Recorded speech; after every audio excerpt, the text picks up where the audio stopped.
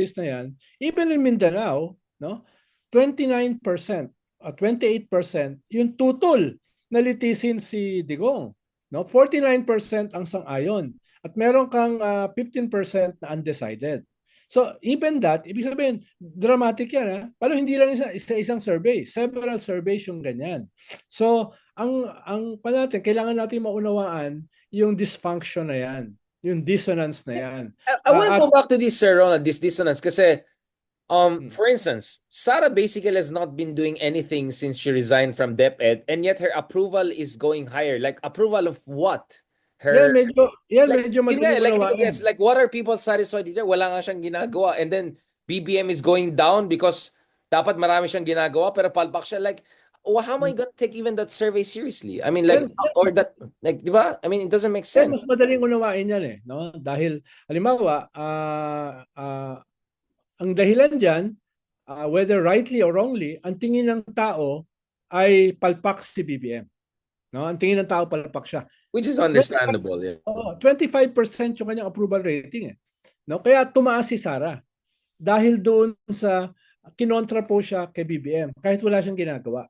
No? Dahil nga, with 2/3 self-rated poverty, with 28% involuntary hunger, no, starvation, no, at tingin ng mga tao, crime is rising, no, with 3 dramatic kidnappings, no. Kaya yun yung binababa ni, kaya ngayon pumunta sa Visayas si BBM distributing 20 peso kilo rice. Yeah. Tinatag ako kanina yeah. Siyempre, hindi yan makaka-apekto sa market price. Pero hinahabol niya, alam niya bumabagsak siya Alam niya yung kanyang mga promisa dun sa kanyang 3 SONA. Campaign niya, Especially yung latest na 2 SONA, the second and third, ay sinisingil na siya. No? Kaya kung hindi malinaw kung ano yung kanyang reform package hanggang ngayon. At siyempre, hinohon pa rin siya nung GAA. Nung usapin sa national budget, meron pa rin kwan meron pa rin impact yon. Pero in general, ang tanong, where's the beef? No? Bakit ganyan yung self-rated poverty? Ba't ganyan yung inflation? Sabi mo, bumaba ang inflation. Di ba? Yun yung pinagmamalaki, bumaba ang inflation, bumaba ang unemployment. Pero it's not that, it's what people feel. Di ba yung nararamdaman ng mga tao? No? Perhaps part of that is communication. No? Part of that ay kakulangan talaga ng reform package. No? Part of that ay successful yung narrative nung kalaban. Or it can be all of the above. Yeah, pero all of the above. Tumataas si Sara dahil bumababa si BBM. No? Which is again a binary choice which tells you na wala pa rin clear alternative to this Duterte Marcos thing. Yun yung isa pang problema. Walang clear alternative. Yeah, which is clear. Pero makikita mo, tumataas yung gustong litisin si Digong sa ICC. Tumataas nga yung pro-impeachment no? Pero at the same time, tumataas rin si Bato, mataas pa rin si Bongo. I mean, ganito, let's say understandable yun Yan ay yung tinatawag ni Ronnie Holmes na consolidation tsaka tightening. Di ba? Ayun sinasabi niya na yung mga dati na passive ang support sa mga kandidato ni Digong at saka ni Kwan, ni Sara, ngayon ay consolidate. Pero it's not a surge.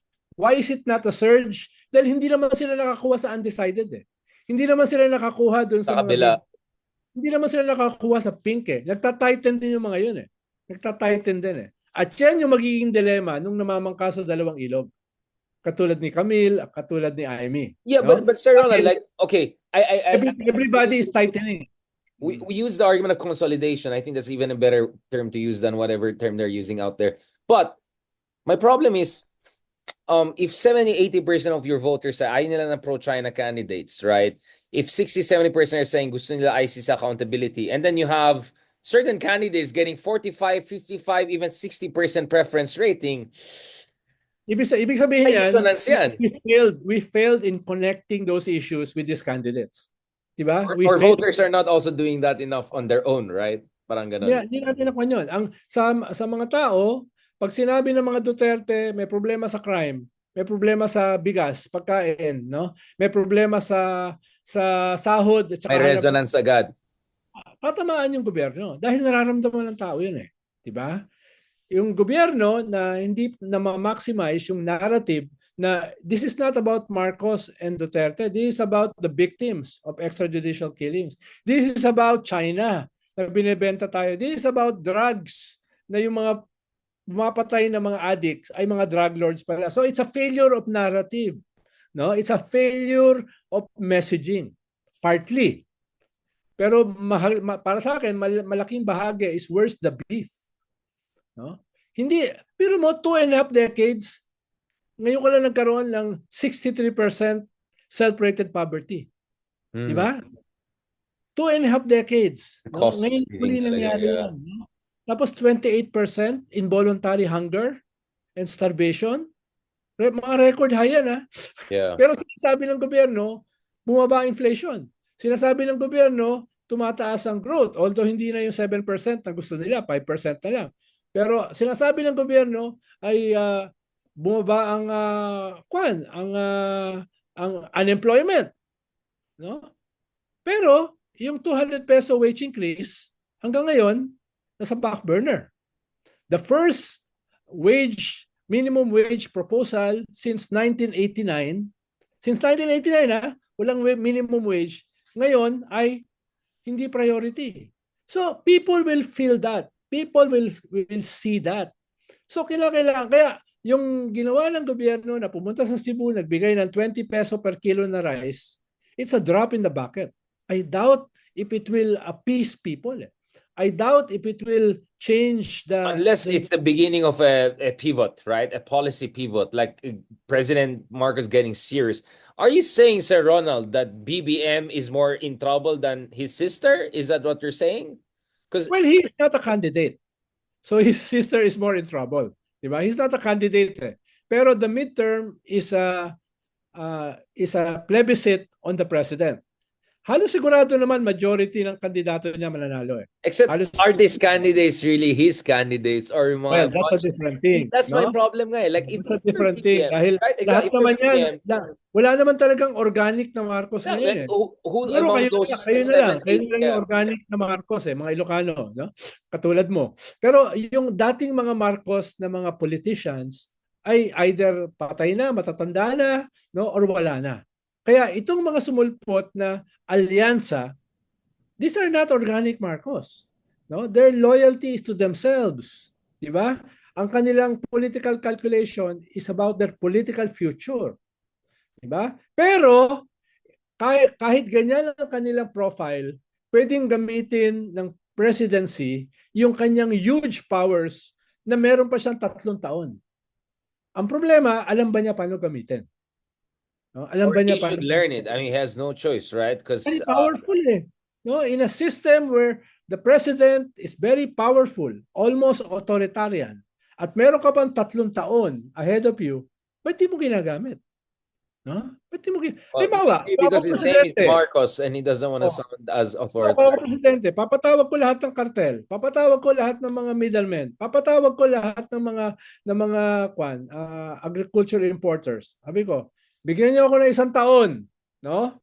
I-cut nyo ang inyong profit margin na mas malaki kaysa magsasaka at sinasalanta ang consumer. Kung hindi, papahirapan ko kayo. Kikita pa rin kayo, pero give me something. Give the country something back.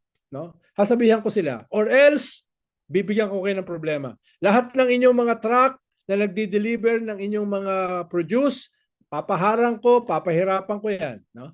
Ang daming pwedeng gawin. It's a very powerful position. Yeah, sir, but I'm trying to understand where is this hesitance coming from? Is he overwhelmed by the whole sheer gravity and drama of dealing with Duterte? Let's be honest, Sir Ronald, I mean, hindi madaling kalaban ng mga Dutertes, right? And the way the Dutertes are throwing even the kitchen sink at him. I'm not making an excuse for his diffidence. I mean, I've been quite critical of that for quite some time. But I'm trying just to understand, where is this coming from? Is it also because he's a Marcos Jr., he doesn't want to come off as as an authoritarian leader, and therefore he's overcorrecting himself? Is it also complacency, perhaps, that he thinks maybe time is on his side when it may not be on his side, and things could actually turn against him in terms of momentum? Kaya sabi ko, dun sa mga 8 na pwede manalo na alyansa, I'm having a hard time seeing how more than 2 there are quite reliable in terms of a clincher, crunch time vote. Dalawang umalis na basically kasama yung kapatid niya. Dalawang unwinnable, alam na natin sino mga yan. So, that's not necessarily the best place to be in. Kaya nga sabi ko, tama ka, he's in a better shape than Aimee because Aimee probably will no longer be in an elected office later this year. But in terms of what he had, what he could do, and what he could end up with after these midterms, medyo alanganin, no? Ang position ni BBM.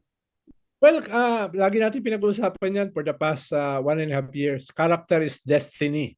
Diba? Lagi natin sinasabi, character is destiny.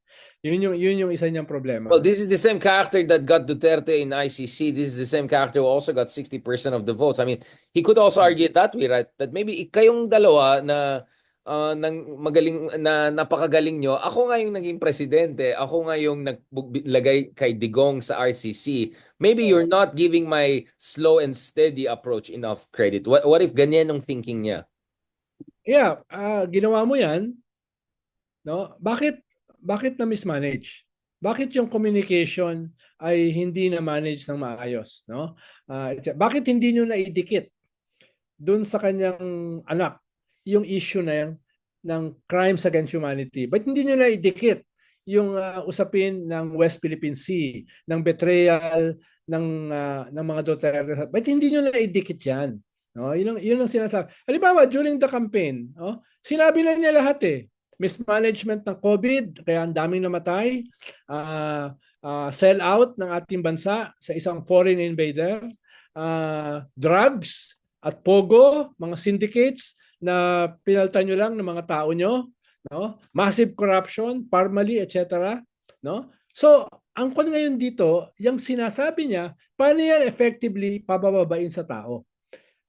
Ang problema get his candidates to also echo it. Yun ang problema. Parang yung sobrang nandun, yung candidates niya nandito pa rin. Yeah, pa rin mag-commit. Ang kandidato niya, hindi kino-communicate yan. Di ba? Habang yung mga kandidato ng mga Duterte, isa lang ang message, isa lang ang atake. Di ba? Ito mga kandidato niya, either umiiwas na magsalita dun sa sinasabi o atake ng presidente or talagang hindi dumadalo sa sorties. No? Halimbawa, yung very always present sa sorties, si Manny Pacquiao, no? Siya pa ngayon ang pinakamababa. Pinakamababa, alangan eh. Sobrang alangan. Diba? Siya pa yung pinakamababa. So, ako ay kailangan nilang ayusin yung communication, yung narrative. Dahil baka maging free fall eh. No? Baka maging free fall eh. Na pag naging free fall, hindi mo na masagip. So habang 25% yung approval rating, ayusin mo na. Ayusin mo na. Pero hindi pwedeng usapin lang yan ng communication. Although, meron kang cabinet secretary na magaling sa communication. Halimbawa, si Vince Dizon, yung pinakabagong cabinet secretary. Right. At siya nagmamarka, ang dami niyang kinuhang low-hanging fruits. Di ba? From dagdag bala, tanggal yung 3, no? Mula dun sa airport sa Siargao, na inayos niya yung kwarto para sa mga turista, hanggang dun sa pagpila sa carousel, bus carousel, at yung pagtanggal ng mga linya sa airport para dito sa Holy Week, hanggang dun sa pagsakay ng MRT. So, yeah, ibig sabihin, that is communication. It's doable. Is it because he worked for you? Is it because he worked for Digong? Yan yung communication. At ginawa niya yan in so short a time. Siya yung pinakabago. Diba? So, bakit hindi mo gawin yan? Tapos, may ginagawa siya na medyo substantial. Inaayos niya yung usapin sa subway. Paano? Nagka-problema sa subway. Muntik na umalis yung Japanese, yung JICA. No? Inayos niya yan. So, it's a combination of low-hanging fruit na ipapackage mo na meron kang ginagawa, naglalagay ka ng marka, at the same time, inaayos mo yung mas long-term. No? So, ibig sabihin, dapat matuto yung presidente doon sa pinakabago niyang secretary. No, or baka i-promote na lang niya spokesman. Last point, Sir Ronald, I saw a lot of praise for your former deputy when you were in the office, who happened to also work for Digong. But where does that leave the genuine opposition? Actually, nakita ko talaga, tama ka pala, hindi niya hinigop yung soup talaga. Talagang wala, no? I couldn't help but sabi ko, tignan ko nga, saan ba galing to hatred na to? Sabi ko, ba't binabash siya? Tapos, oo nga, no, wala siyang hinigo, pero ang dami masabi doon. I mean, and then yung isa naman, what is this whole food vlogging? Parang, is this a Maro Has 2.0 situation? Pinipili ng Richard. relatability? Dumami ba yung food vlogger consultant kaysa yung mga real political consultant? Honestly, like, I'm trying to figure out kasi may chance talaga si Kiko, for instance. Even Bam, right? It's not like wala silang chance if they play their cards well. Magiging intense kasi ang labanan, hindi dun sa top 10. Magiging intense yung labanan dun sa last 2. At yung nakadikit sa labas ng last 2. Diba? Diyan ang intense ang labanan. Kaya diyan ang bakbakan, diyan ang special ops. Diba? Kaya idinidikit yung nangyari kay Kiko doon sa nangyari kay Mar Rojas na nagpapadyak, nagbubuhat ng bigas, no? Parang hindi bagay. Ganun yung atake kay Kiko eh. Bakit? Bakit ganun katindi yung atake sa kanya? Dahil kadikit niya yung kandidato ng pinakamayamang pamilya sa Pilipinas. No? So may kanya, meron niyang pise, meron niyang mahabang pise para ipanalo yung kanilang kandidato na nasa bingit. So kayo lahat delikado. Yung nasa last 2 at saka yung labas ng last 2 ay kailangan durugin para masigurado na makapasok yung kandidato ng pinakamayamang pamilya sa Pilipinas. No? Kaya hindi ako magugulat kung eventually tatanggalin sa slate si Camille. No? Akala ko Atong Ang, sorry. I'm sorry. Hindi ako mayaman. Sorry. Iba yung isip ko pinakamayaman. Pwede nilang papasukin isang independent at isang opposition. No? Isang pink opposition. No? Duda ako papapasukin nila yung dalawa. Duda rin ako kung papapasukin nila yung dalawang independent. So yun yung ilalagay nila doon sa bakanting position ni Aimee at saka ni Camille. Yan naman ay equal lang naman, educated guess. And on the super last to, on the issue of party list, may problema tayo, 'di ba? Mukhang may chance si Chelo. Medyo alanganin daw ML and may nakausap ako mga Magdalo the other day kasi I was there yung kay Trillanes sa Caloocan. Like, sinasabi ng mga Magdalo, what about Osas? Kasi si Gary Alejano is running. I mean, the idea of Chel, De Lima, and Gary Alejano at least being there, not to mention Percy and others, Teddy Bagila, and mga others, Tanyada. I mean, that would be a kind of a dream team in Congress, right? To push for the right things. Pero parang alanganin pareho lahat eh. Almost 3 of them. Although Chel is kind of has a good chance this time to make it, fingers crossed. But dapat ba mag-usap ang mga pinks? Kasi kung 15-16 million ang bumoto kay Risa and Lenny, these guys just need 1 million vote each, right? Ish, to have at least 1 or 2 seats. Bakit parang malabo pa rin sila? Problema kasi nila is the nature of the party system. Diba? Kinakailangan mong hindi mo alam eh kung lulusot ka eh until the last vote is counted. Hindi mo alam kung ano yung percentages eh. No? Kaya very divisive yung party list eh. But you can say a million vote can get you at least 1 seat, right? 2 seats. Kaya nga, at least 1 seat up to 2 seats, right? So, why is getting 1 million vote seemingly not as assured as it should be considering there's reason diverse element there. There's, yung mga bumoboto sa presidente, yung bumoboto sa Senate, ay marami sa kanila hindi bumoboto for the party list. Yun yung una. No? Ikalawa, ay marami mga party list na may mga bailiwick. Hindi ka na makakakuha ron. Halimbawa, isang governor, yung asawa niya, pinapatakbo sa kanyang province, ang hirap mo na makapasok doon. Parang iso-solidify na yan. No? Merong, tapos marami mga contractor na namimili ng mga mayors, tapos hindi mo kayang tapatan yon. No? Pero ikatlo ay yung runway mo maikse. Halimbawa, mamamayang liberal, ngayon lang bago eh. Kaya nasa dulo sila ng almost ng lahat ng survey, hindi almost lahat ng survey. Yeah, Ang medyo nakakagulat yung Magdalo dahil matagal na sila eh. So, yun yung nakakagulat. Yung Akbayan halos sigurado yan. At least si Chelo. Yeah. Kasi for the second seat. No, for the second seat. Ang Magdalo, pag natalo ngayon, disqualified na sila as a party. Yun nga. Natalo sila. No, kaya delikado sila. Delikado. Kaya nga, pero halimbawa, hindi mo nakikita yung Magdalo sa mga ads. Hindi mo siya nakikita sa billboards, hindi mo sila nakikita sa mga balatenga, sa collateral. So medyo may problema rin sila on how to sell themselves, di ba? Yun yung And kailangan how nilang to gawin. make sure there's tactical voting? Should there be something like that? Like some pink make sure they vote Akbayan, some pink make sure they vote ML or even Magdalo. Should there be tactical voting Lahat yan. discussions? Oh, dahil wala ka naman democratic centralism eh. No, wala kang ganun eh na halimbawa, yung iba nating mga kaibigan, pwedeng sabihin, And sigurado na yung mga kaibigan natin sa kabila. sa amin Yeah. ng Visayas, sa inyo Luzon, sa amin ng NCR. Pwede mo i-command eh. No? Walang ganun eh. Yung ibang mga progressive party list. Ikalawa, hindi mo alam paano gagawin. No? Dahil pwede kang matalo. Halimbawa, even Akbayan, pwede pa rin theoretically pwedeng matalo eh. No? So, yun yung problema sa party list system. Hindi mo alam. Even the surveys may be inaccurate eh. Yeah, hindi masyadong accurate yung surveys. Well, kasi yung party list hindi siya inaccurate. So hanggang dulo, kailangan mo siguraduhin you get the most votes that you can get dahil hindi mo sigurado kung makakapasok ka. Yun yung problema sa party list system na kailangan baguhin. Thank you so much, Secretary Llamas, for that almost perfectly somber discussion, except, lumabas talaga in the Scorpion couldn't help but fight. So, like,